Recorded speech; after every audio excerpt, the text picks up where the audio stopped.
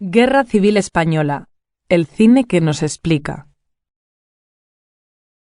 Nos divide, nos define, nos asusta, nos enfada, nos abruma y nos aburre.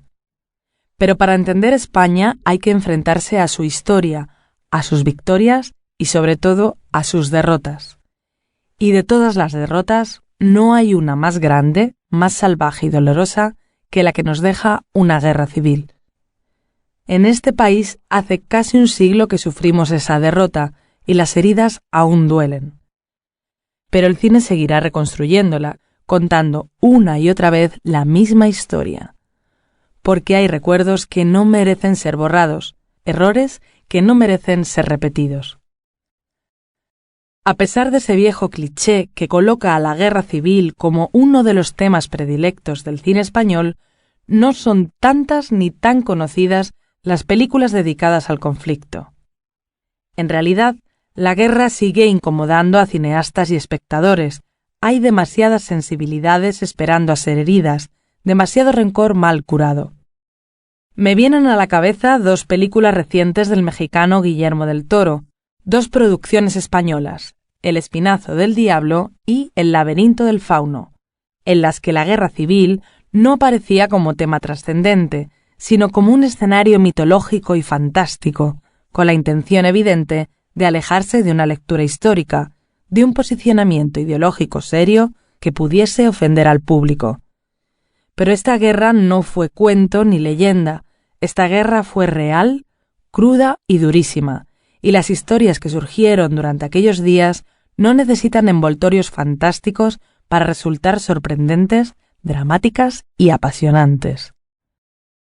Antes de entrar en esas historias es preciso detenerse en la historia.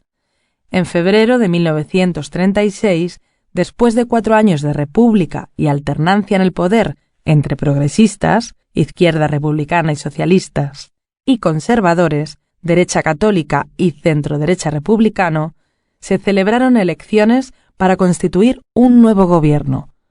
El resultado fue ajustado, pero daba como vencedor al Frente Popular y devolvía el poder a la izquierda. Aquellos años de la Segunda República, 1931-1936, y particularmente los primeros meses del 36, fueron tiempos de gran agitación política, económica y social. En lo que se llamó la Primavera Trágica hubo una serie de incidentes, enfrentamientos y asesinatos entre miembros de la extrema derecha y la extrema izquierda que terminaron con 262 muertos entre febrero y julio de aquel año. Sin embargo, esa agitación ni justifica ni explica ni defiende el posterior golpe de Estado e inmediato alzamiento militar contra un gobierno constitucional y democráticamente constituido. Desde aquel fatídico 17 de julio de 1936, España se dividió en dos bandos, los nacionales, los sublevados y los republicanos. La guerra acabaría 3 años más tarde, el 1 de abril de 1939, con el último parte de guerra firmado por Francisco Franco proclamando la victoria de los nacionales. Pero el país quedó partido para siempre.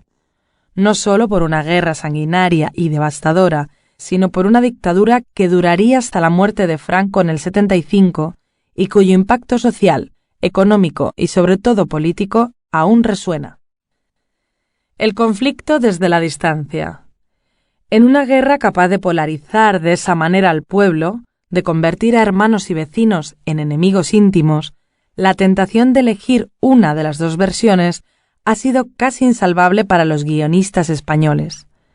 Precisamente por eso resulta particularmente atractiva e interesante la visión de la guerra civil que han dado cineastas extranjeros como Sam Booth, For Whom the Bell Tolls, 1943, o Ken Loach, Land and Freedom, 1995. La película de Booth, fiel adaptación de la legendaria novela de Ernest Hemingway, estaba basada en sus propias experiencias como reportero en el Frente Republicano. Sin embargo, tenía un tono idealista. Al fin y al cabo, aquel idealismo fue el que condujo a muchos a alistarse en las brigadas internacionales, para ayudar al ejército republicano, aquella idea romántica de la lucha por la libertad que acabó chocando frontalmente con la brutalidad de una guerra que no entiende de romanticismos. Medio siglo más tarde, en 1995, Ken Loach intentó un acercamiento mucho más ambicioso y realista con Land and Freedom.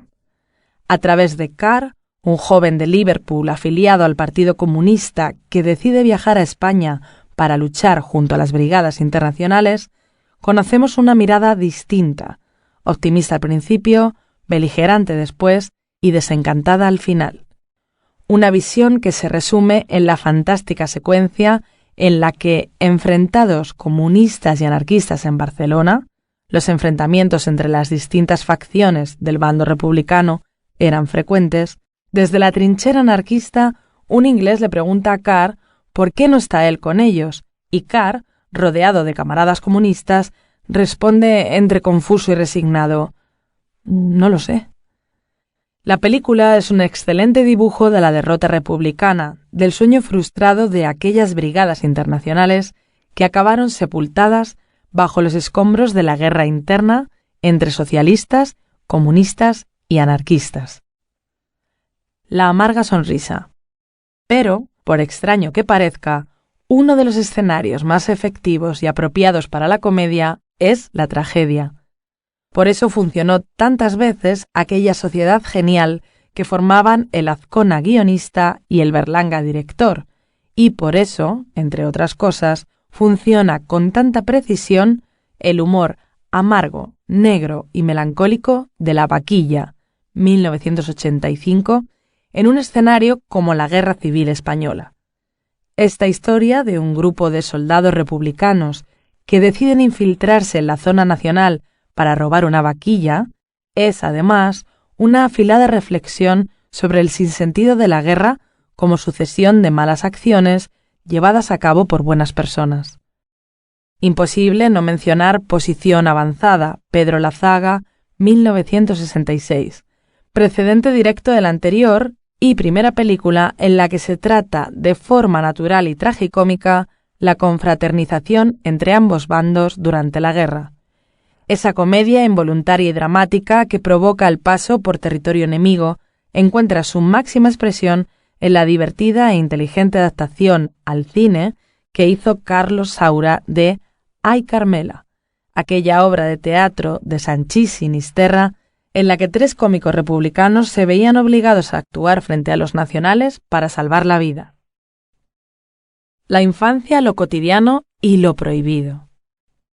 Lo peligroso de la guerra, dicen, es que uno se acostumbra, que la convierte en rutina y acaba normalizando lo excepcional, aunque sea aterrador.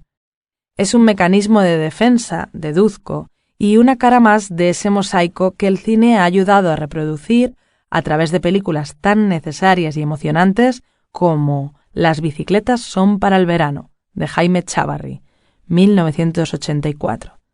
Dos miradas, la temerosa y atolondrada de un adolescente y otra más lúcida y noble, la de su padre, asombroso Agustín González, dibujan la progresiva caída de Madrid, capital de la República, una ciudad que quiso ser ciudad hasta sus últimas consecuencias, como si lo cívico y lo cotidiano reforzaran sus murallas ante los ataques nacionales. Una década antes y enfrentándose a lo establecido, en 1974, todavía estábamos bajo la dictadura franquista, Jaime Camino había intentado algo similar con Las largas vacaciones del 36, contando la historia de aquellas familias de la burguesía catalana a las que el estallido de la Guerra Civil, julio del 36, sorprendió durante sus vacaciones. Apoyándose en la cara más inocente y apolítica de aquellos, mujeres y niños, Camino rodó una película sin fines propagandísticos, la primera y única durante la dictadura, cuyo final, sin embargo, fue eliminado por la censura. El cine fue testigo durante la guerra, mensajero dirigido durante la dictadura, incluso adaptando la novela de Franco Raza, y grito liberador y revisionista a partir de la transición. Y cuanta más distancia tomamos, más importantes son esas películas, porque contando esas historias, las pequeñas, las de un bando o las del otro, acaban formando parte de la historia, de la grande, de la que se enseña y de la que se aprende. Que no se nos olvide.